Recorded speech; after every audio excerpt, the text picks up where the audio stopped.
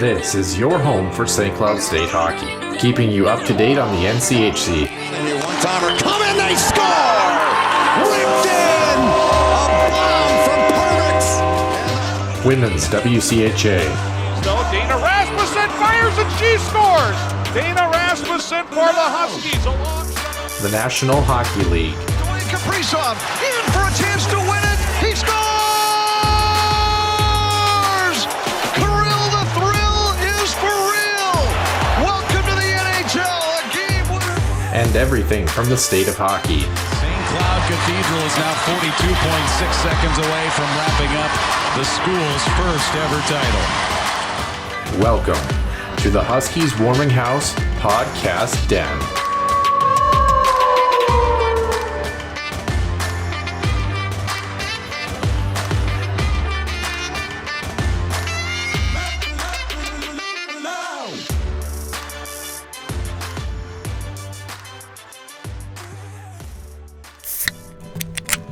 The Huskies Warming House podcast is also brought to you by the Soda Pod, home of NCAA college hockey news and more. Stay wild and up to date with new episodes throughout every week. Find them on Apple Podcasts, YouTube, and other podcast platforms. And welcome into the Huskies Warming House podcast, episode 199 here in the Den. Nick Maxon alongside Noah Grant here for another week of Huskies hockey. The men were off this weekend, but this past weekend it was a very good set of hockey games in what will ultimately be the first round showdown in the playoffs in the WCHA in 2 weeks' time. The women's team taking on Minnesota Duluth, and as I was telling Nick pre-show, it was probably about the easiest video recaps we've had to do since we started going through. Essentially one goal in regulation scored over the course of the weekend, so very tightly contested hockey games. I imagine that will continue in a couple of weeks' time, but speaking of continuing in a couple of weeks' time, Nick, maybe we'll actually just leave this in the open of the show. I think it's maybe only fitting that maybe we kind of draw this out a little bit. I think for first of all, welcome to the show. It's great to have you. And as you know, we've been kind of going through things over the past week, and we've known this for a while. But on social media, if you missed it from us at Warming House Den, after the conclusion of this hockey season here, we are going to end up shutting things down and finishing out this show after 4.5 years of existence. It's been a pretty wild 4.5 years, I think is probably the easiest way to put that. And we won't go too much in depth, and we'll save a lot for our final shows. And we have a lot of things planned and some really exciting things. 3 guests coming in. Of course, Ben Holden, our only other co-host that we've ever had regularly on the show, Bill Prout from Center Ice View, which all of this would not even remotely have been started or been possible with him, especially in the early days. And then, of course, the most repeat guest on the show, Brett Larson, the head coach of the men's hockey team. So, Nick, I think maybe to start, though, you know how things kind of happen naturally almost where you have a thought in your mind. Does it make sense for us to do another season? What will this look like? How will we do this?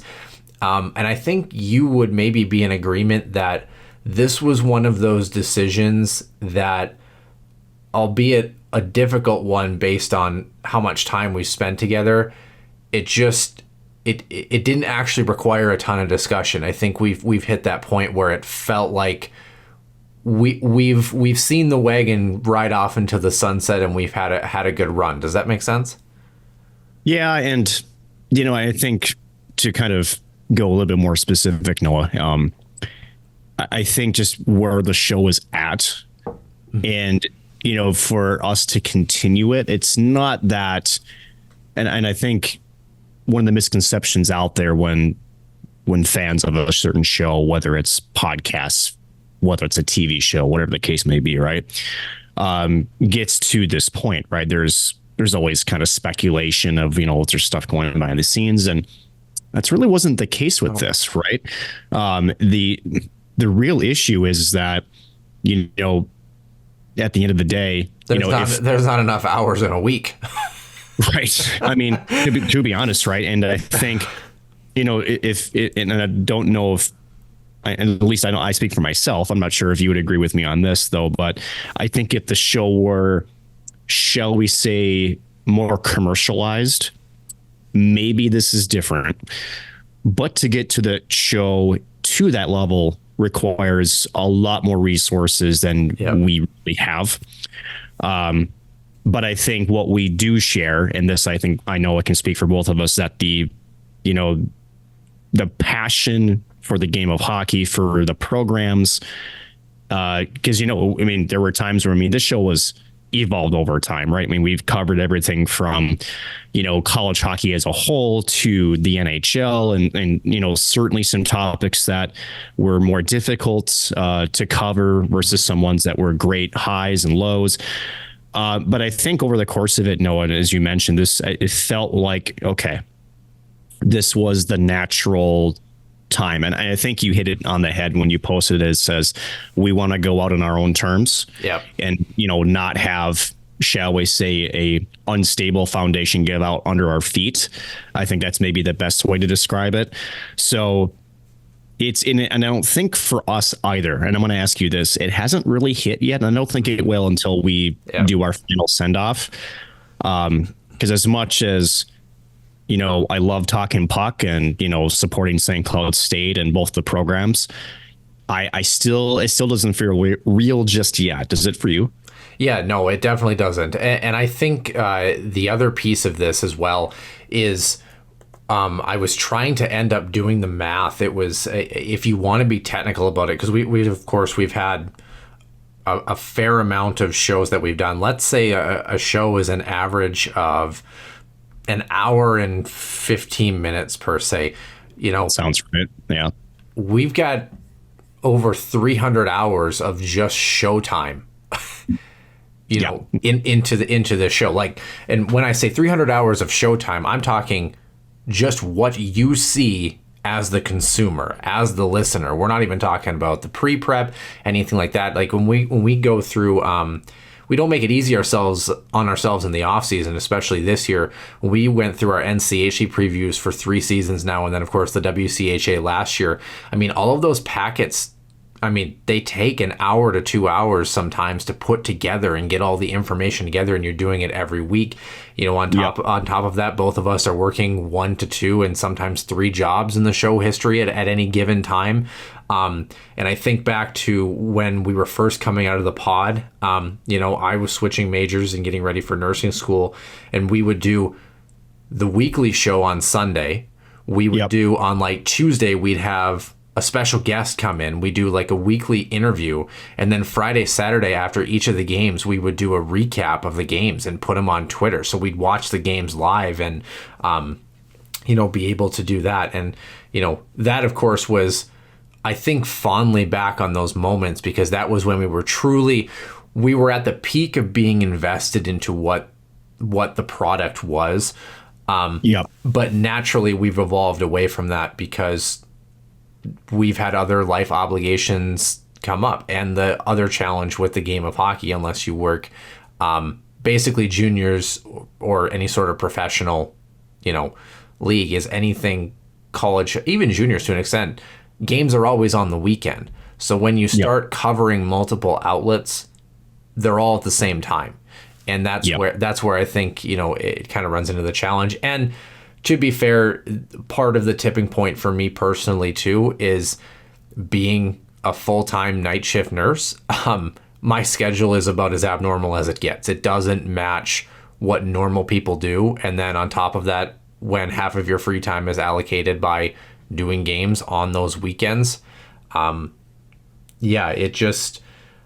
think we wanted to leave the show in a place where we gave our best effort in terms of making it what we wanted it to be, and not getting to a point where the product begins to really suffer because of what we have going on in life. Like, I'll give you an example right now. We're recording the show on February 18th on Sunday. I'm getting ready to go to work tonight. So to put that in perspective, and Nick knows this very well, we're recording this at 4:45 in the afternoon. If you want to be technical about it, it's the equivalent of most of everyone else that's listening or viewing this show waking up at 4 o'clock in the morning to do a podcast before they go to work in the morning.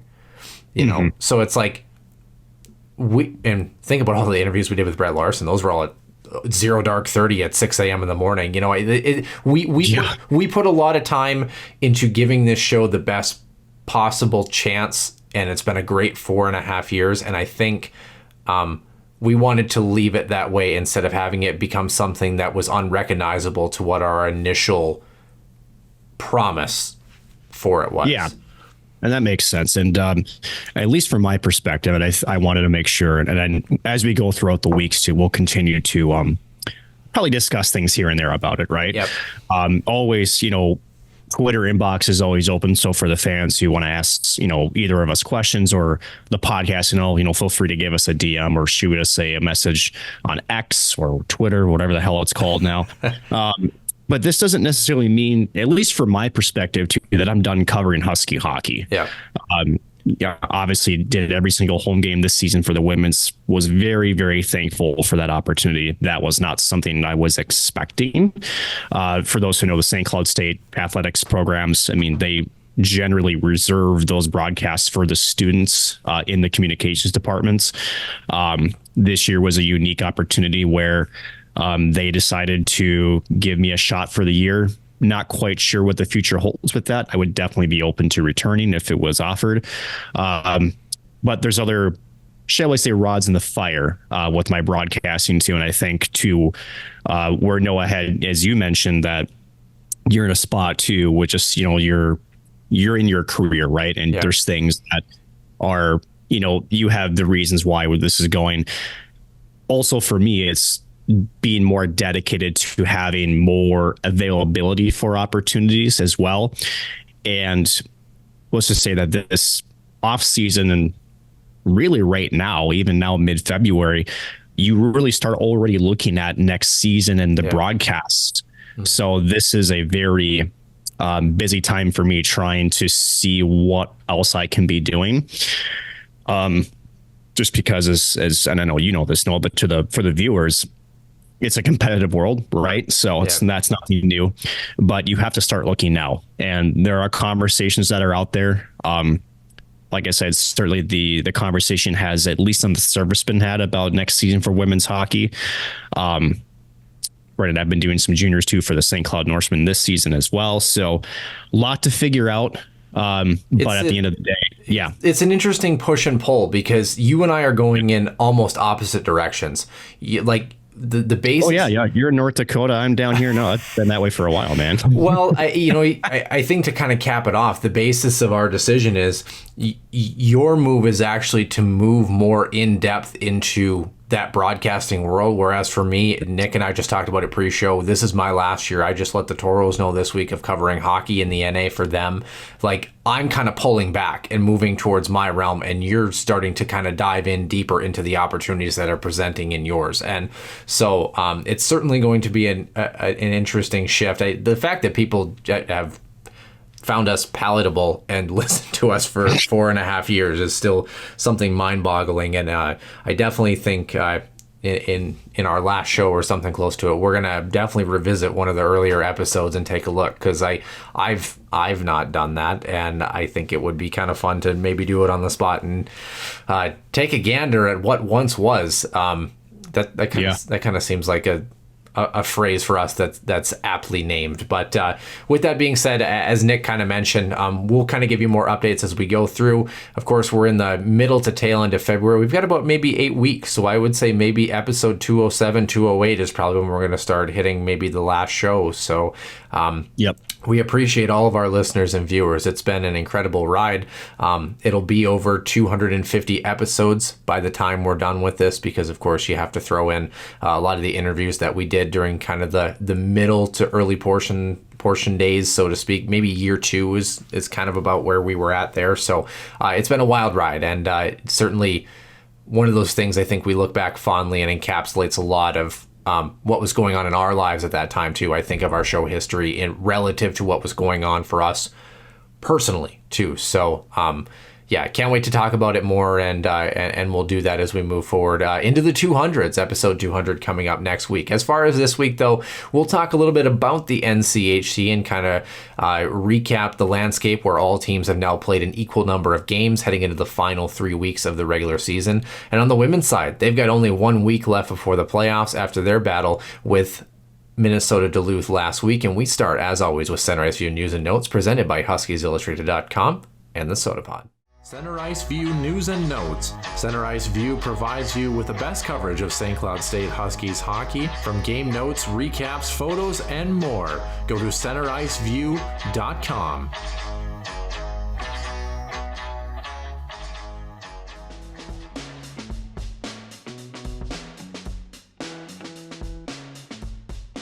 Episode 199, Nick Maxon alongside Noah Grant, and bye week, as we mentioned, for the men last week. They're back in action upcoming against Western Michigan, one of 3 weekend series they have left.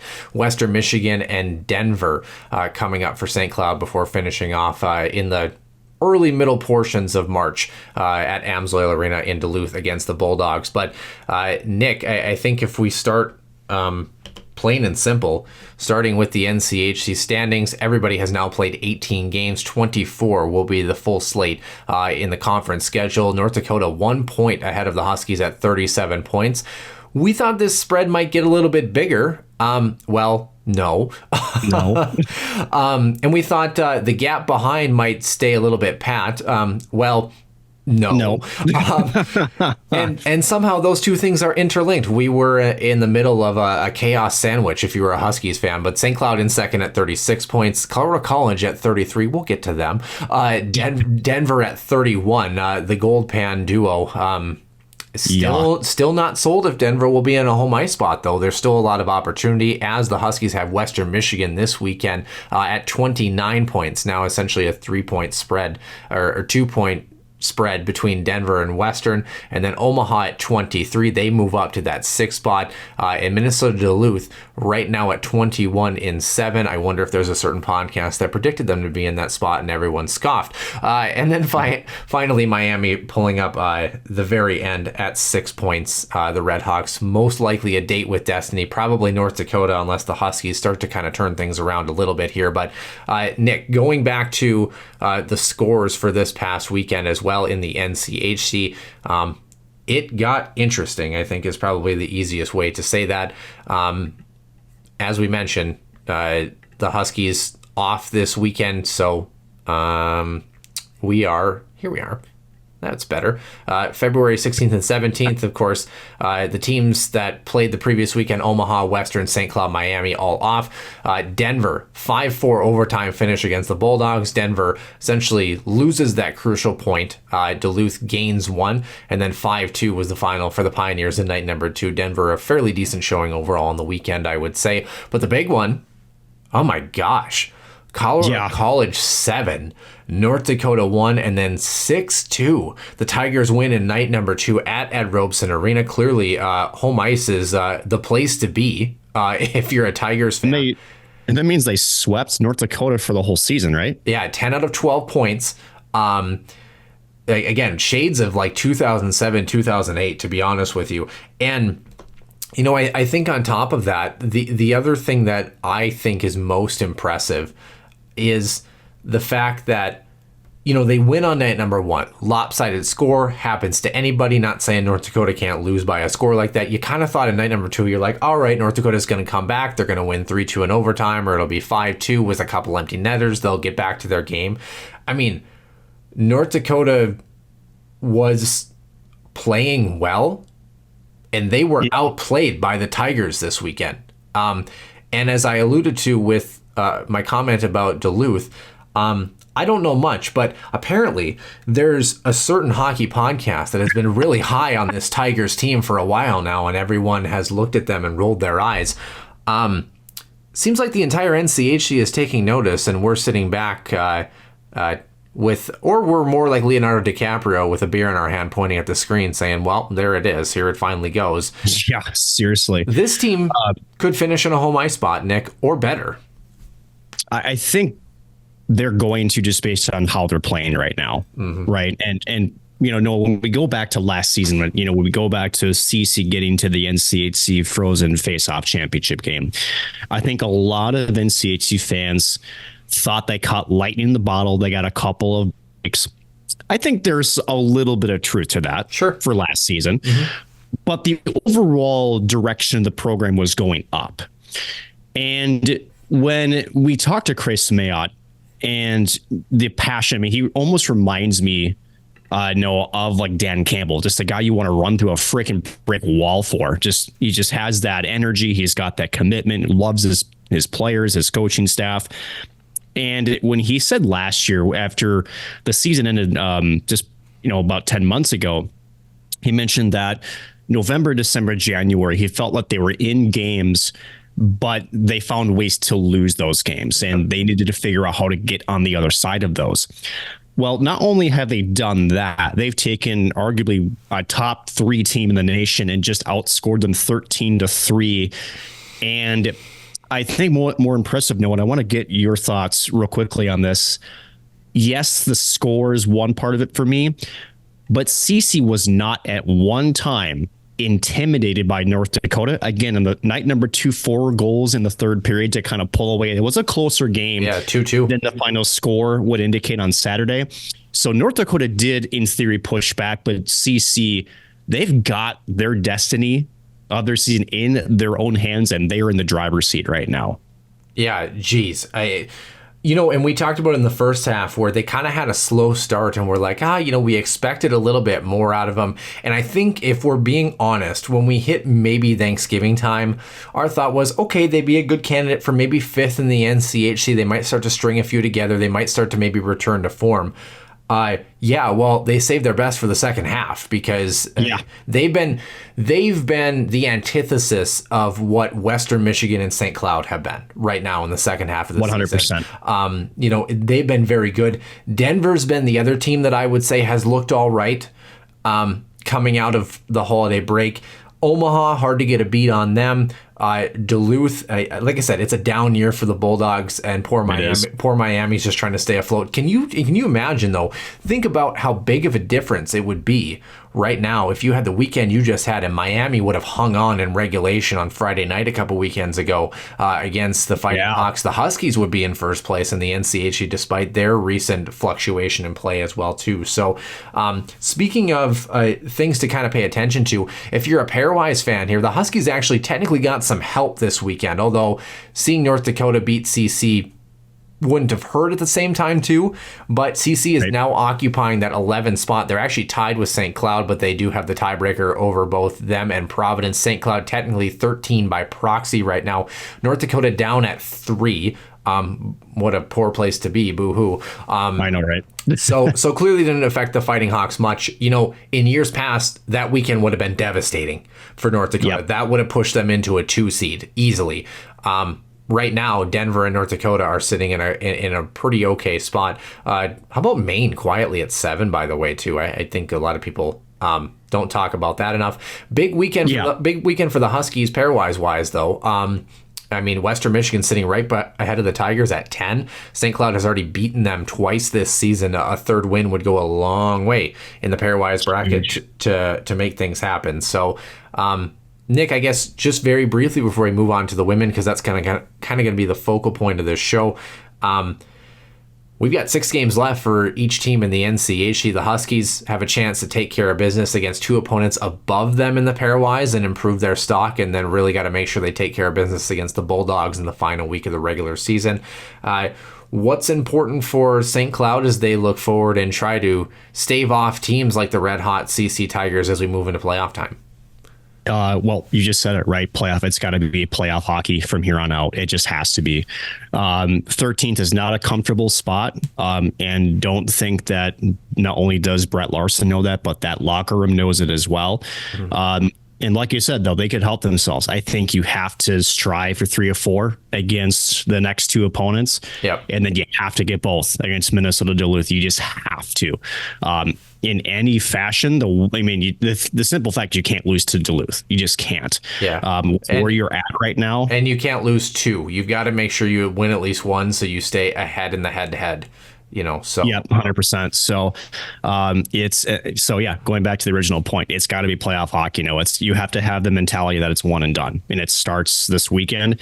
You hope, Noah, too, that this week off, got a chance to get some practice in to work on some things that, maybe we're catching the Huskies in a little bit of the funk they've had this second half. But however, last year, similar spot in terms of not the best second half, although different reasons, right? More injury related than anything. Yep. This is where the Huskies caught fire last year. So if there's any sort of, okay, I'm concerned. Yes, this is a different season. This is a different crew, but this is where St. Cloud, found some ways to put things together, and they took that all the way to winning the NCHC championship. Not sure that that's in the cards necessarily for them, but I do think they have to approach it as this is our tournament time now, and they got to take it one game at a time. Yeah, certainly. So, of course, as we mentioned, Western Michigan this weekend. Following weekend, all of these are at home, by the way. So Western's here in the Granite City. Then the following weekend, the Pioneers come to town. And then St. Cloud, one road weekend left in the NCHC, March 8th and 9th up at Amsoil.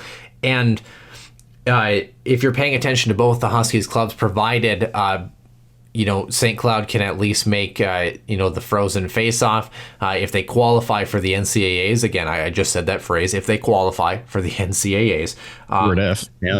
There are no more bye weekends unless, St. Cloud does not qualify for the NCHC frozen face-off and somehow still makes the tournament. So as far as the men's side, that's kind of the case. Same on the women's side here. We're going to move on to this women's team who...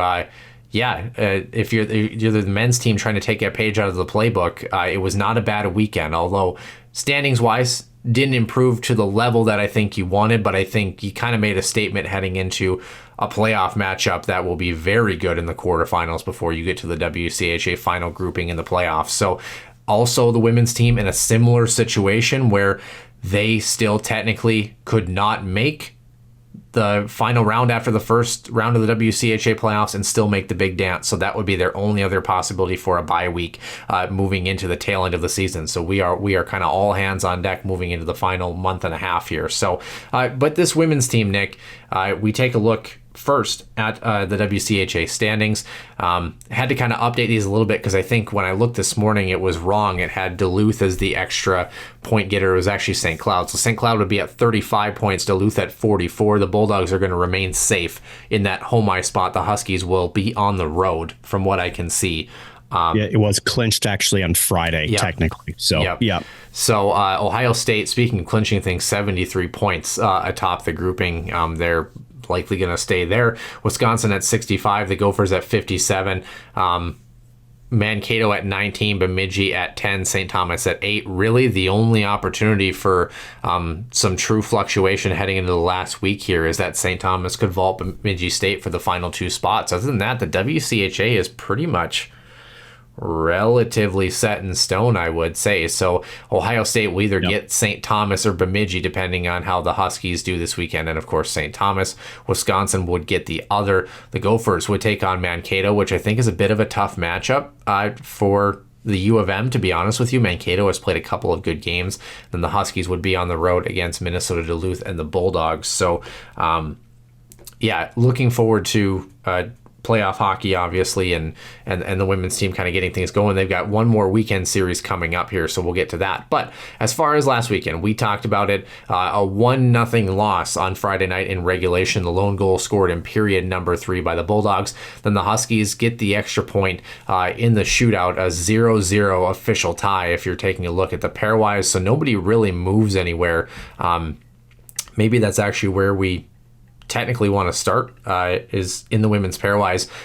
Duluth at 9, St. Cloud at 10. Nothing has really changed for either of those two teams heading into the final week of the regular season. If you're the Huskies, really want to take care of business against Bemidji State, because that could be a more devastating impact than one would like to think about. So keep an eye on that one. But the women's team staying pat, as we may be expected.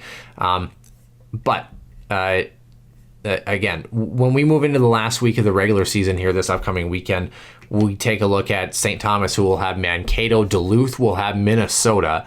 So St. Cloud will have Bemidji State, and Ohio State will have Wisconsin, which will be a very good matchup to close out the last week of the regular season. So as far as last weekend, taking a look, St. Thomas loses to Ohio State 12-1 and 4-1. About to be expected with how good that Buckeyes team is. Mankato 4-0 and 5-2 finals against Bemidji State. Wisconsin 4-0 against the Gophers on Saturday, 4-3 in overtime on Friday. The Badgers get it done. So that kind of sets the table for what we're paying attention to heading into the final week of the regular season. On Friday night though, Nick, this women's team conceded the only goal of the contest that ended up being the difference maker, actually outshooting the Bulldogs by 10, 39-29 was the final tally in this one. Huskies 9-8 in the first, 21-15 in the second, wide open middle frame there, and then 9-6 in the third. Both teams failed to score on the power play. The Huskies 0 for 4, Duluth 0 for 2. Clara Van Wieren, 4:33 into period number 3 from Olivia Wallen, and Reese Hunt was the only goal that we had. Jojo Chobak stopping 28 of 29. Huskies were unfortunately kind of abysmal in the face-off dot, 23 wins, 38 losses, so that, of course, you'd like to see that cleaned up. But, Nick, it was essentially a 2-on-1 rush. The Bulldogs tallied the lone goal of the hockey game, and that was all they needed. Cloud zone, Wallin left wing side, trying to center one, Van Wieren score! Clara Van Wieren breaks the seal early in the third. 3 mark of the third.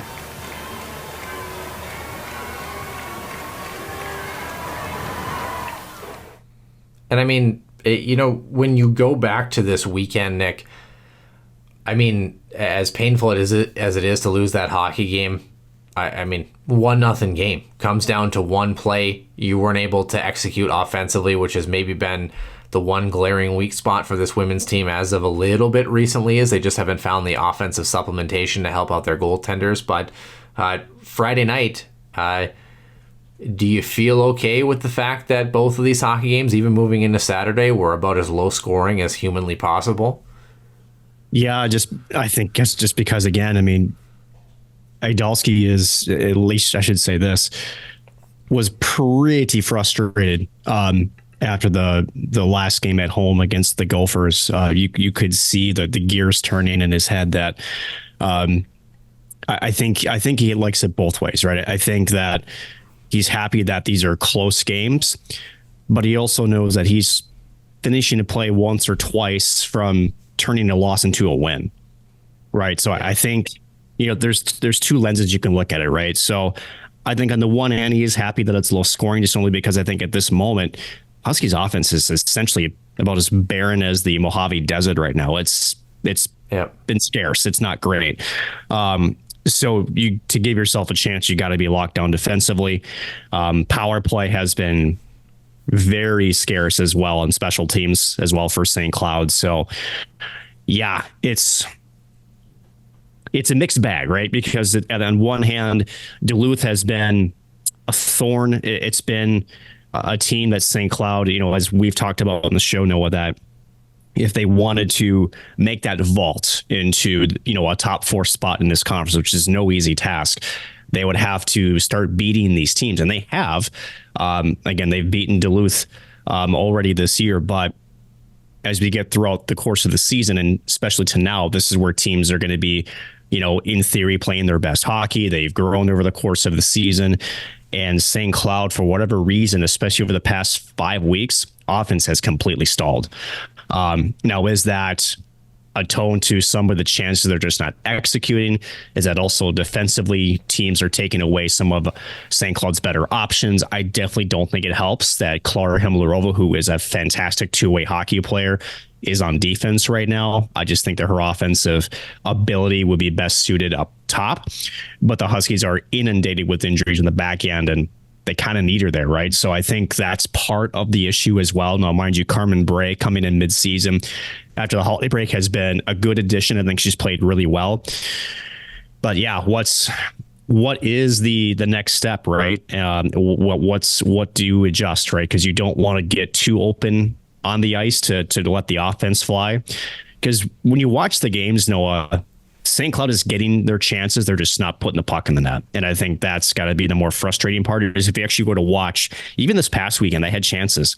can't find a bounce to get the puck in. So, but doesn't it make you feel good? And normally I'm kind of the bearer of bad news, especially when it comes to the women's hockey team recently. But, the fact that they're still in these hockey games despite the lack of offensive supplementation, when you move into playoff time and you hope that the women's team, gets a little bit of confidence against Bemidji, takes care of business, does their job, puts a couple goals in the net, you head into the playoff time.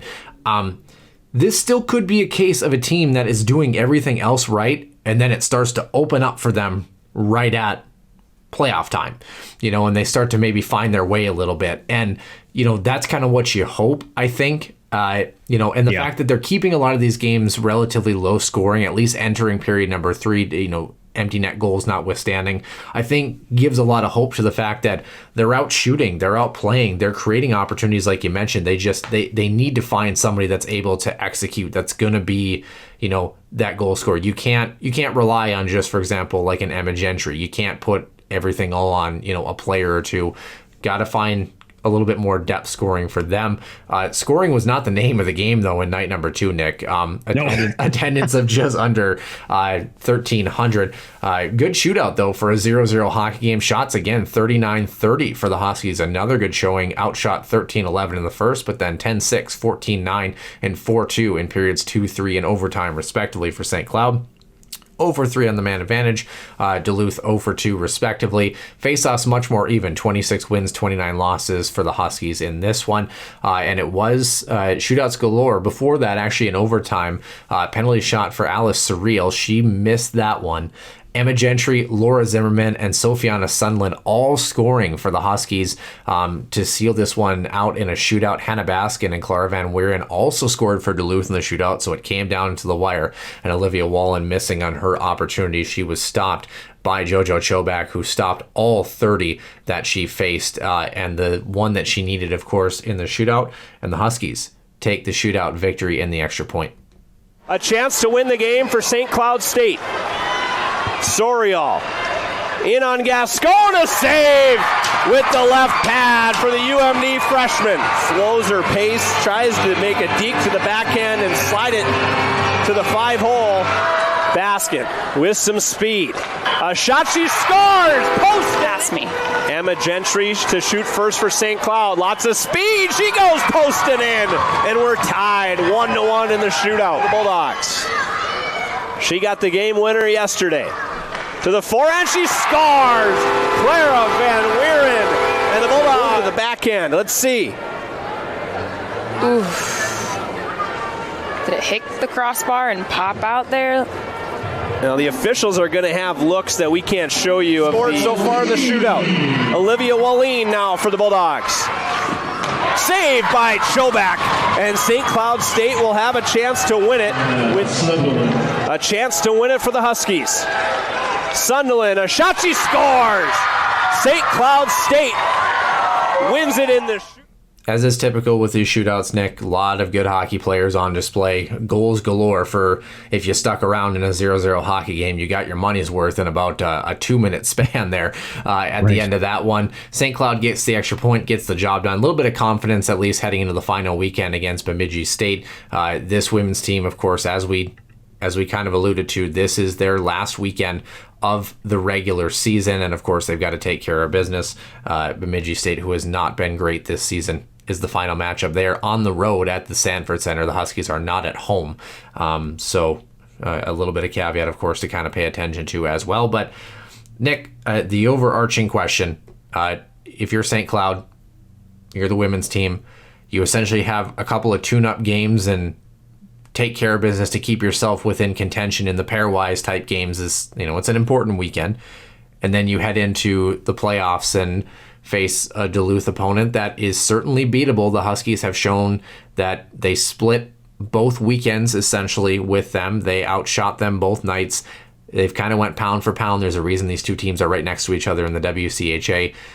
What's got to happen over the next 2 weeks for St. Cloud to make a very rare trip to the final grouping of the Final Four in the WCHA in 3 weeks' time? Score some goals.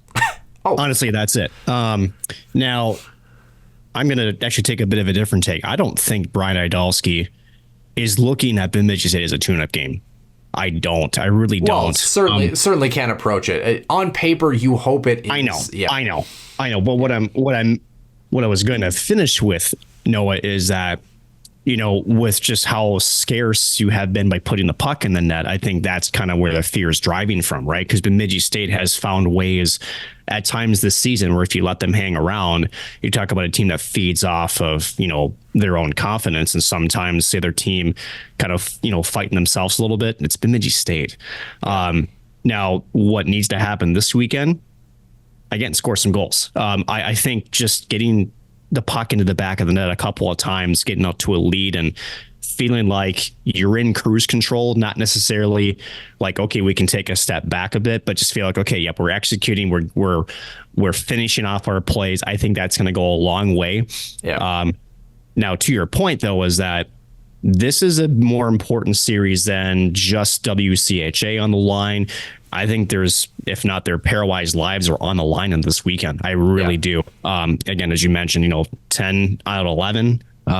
You can't drop either one of these games with Bemidji State. So, but if they're able to, as you mentioned on paper, do what we think that they're capable of doing and what we know they're capable of doing, just for whatever reason over the past 4 or 5 weeks, just haven't been able to really fully put out that effort that we have been especially used to seeing the first half of the year.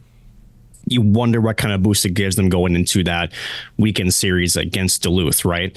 Again, you kept them close. You technically, in maybe your mind, you got to win on the weekend, even though NCAA says, hey, it's a tie. You got to like your chances there, but I do think they would benefit pretty significantly with a more comfortable winning streak against the Beavers this weekend. So still a lot on the line here, but you do wonder, if they can finally break through what that might do mentally for this group as they head into playoff time. Yeah, certainly. And, after this upcoming weekend, there's nobody in the WCHA playoffs, provided a 6, 7, 8 seed doesn't make the cut, that can really hurt you in the pairwise. So take care of business this weekend and, do what you got to do. After that as well, too, you'd like to see like a 4-1, 5-1 hockey game, at least one, if not both of the nights this weekend. Like you said, just kind of get out to a lead, feel the puck a little bit, put some pucks in the back of the net, have some confidence heading into the WCHA playoffs. This team does have a chance to get past Duluth in the first round in a couple of weeks, though, but they've got to obviously find a way to create some opportunities offensively, and crazier things have happened. I think the true success of this team would be taking care of business in the next 2 weeks, and either or, one more important than the other in the end, obviously, but either making the final 4 grouping in the WCHA playoffs or making an NCAA tournament, or both. They certainly have an opportunity to work in tandem, and I think this team still has an opportunity that's still on the cards. They can't falter this weekend, and they have to have a good showing in 2 weeks in the playoffs. They're certainly capable of it. All signs, especially in the first half, point to the fact that they can, but like Nick mentioned, they've got to find a way to they got to find the right altar to pray to the hockey gods, because wherever they've been praying right now has not been working. Like you mentioned, Nick, this team has played about as well as they could to lose whatever it's been, 8 of 9. I mean, so they have a chance to string, technically, in WCHA play, 3 wins together heading into the playoffs. A big opportunity for them as they face Bemidji State at the Sanford Center this weekend. Men's team will be taking on Western Michigan coming up, and of course we'll have that all for you as we hit officially, unofficially, whatever it may be, episode 200 here on the Huskies Warming House podcast in the final 2 months of our show existence, and we couldn't be more excited to have our listeners and viewers with us. For Nick Maxon, I'm Noah Grant, and we will see you soon in the den.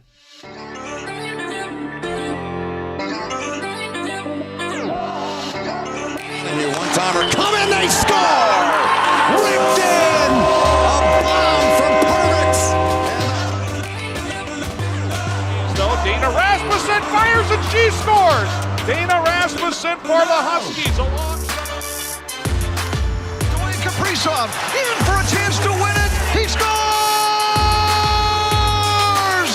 Kirill the Thrill is for real! Welcome to the NHL, a game winner! St. Cloud Cathedral is now 42.6 seconds away from wrapping up the school's first ever title.